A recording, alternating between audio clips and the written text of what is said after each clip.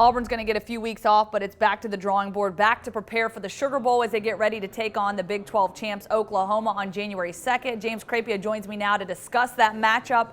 After hearing initial reaction from the coaches and players on this bowl bid, what is the overall thought for Auburn in this game against Oklahoma?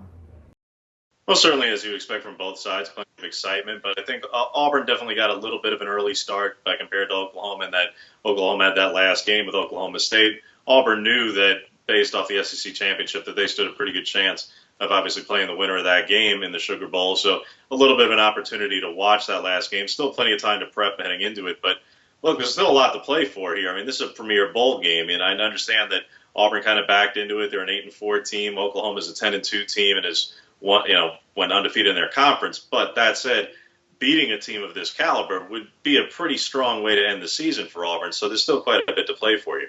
Now, when you look at the matchup between these two teams, you have Oklahoma. They are favored by 5.5 according to Vegas as it stands right now. You also have two Heisman finalists at Oklahoma. What are some other big challenges that Auburn will face against this team?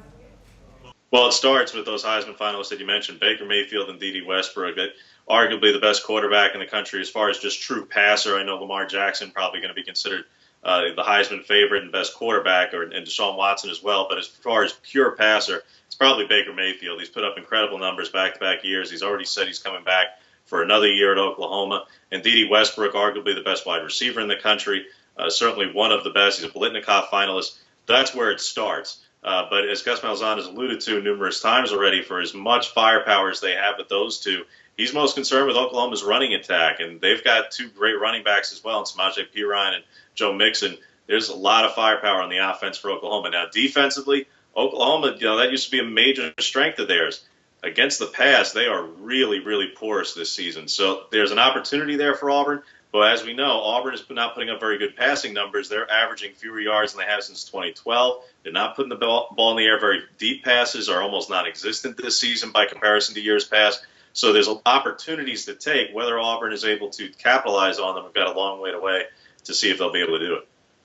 Yeah, definitely expecting a great matchup there. Thank you so much, James. As always, we appreciate the insight. Of course, we'll be counting down to the Sugar Bowl on January 2nd. You can visit us for all your Auburn Tiger updates on AL.com.